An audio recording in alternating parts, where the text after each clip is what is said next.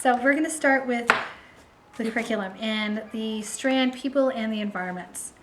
So I'm just flipping over to the grade 5. I've got to consider both the grade 5 and the grade 6 because I want to do this and I think we need to do this together. So I notice here in the overall expectations, B2, and then in the grade 6 expectations also B2. And that's why I liked how you cut them out because now we can see them side by side. Yep.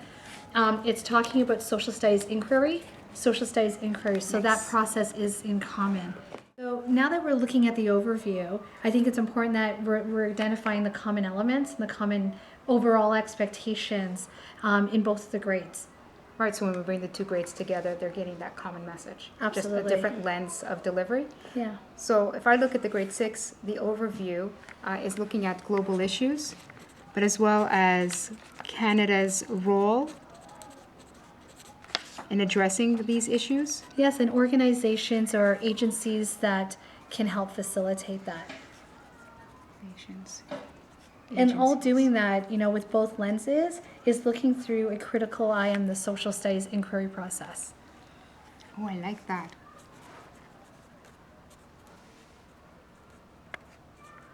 Historical thinking parts, and the other thing that I appreciate they've done with the curriculum is there are some big idea questions and framing questions that we can look at when we're looking at the big ideas. But I want to look at them and see if it fits how we want to get it across. Like, just this is a point of reference. Absolutely. All right. So, and this is on page 107. 107 for grade 5. So, grade 5, page 107. And 119.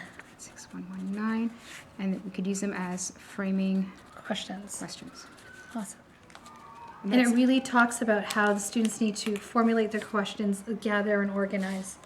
At some point, I think. So it gives us a nice guideline to start structuring those types of questioning? Yep. Okay. And towards the culminating task, they, you know, this will really come into play when they're using the wiki and researching together.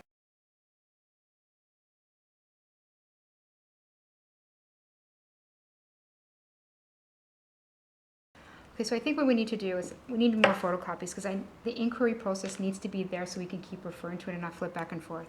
We're looking at B2 in the grade 5 and the grade 6. Yep. Because we just want to find those unifying concepts so that we can move forward and formulate a big idea question. Yeah, and I think now what we need to do is look at those unifying concepts, the overall expectations, and come up with either a big idea question or two to support it. And there's some big ideas right here in framing questions that we can help guide us.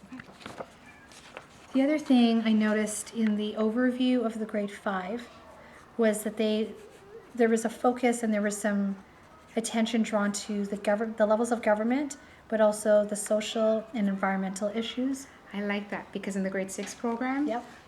They're looking at social, political, economic, environmental, physical's tied into that as well, the physical needs. And so we're just going to coin it. We're going to coin it PEEPS. Just it's easier for us to remember, so PEEPS. And even though physical is not mentioned in here, there's a lot of stuff that they're doing with mapping and geospatial, right?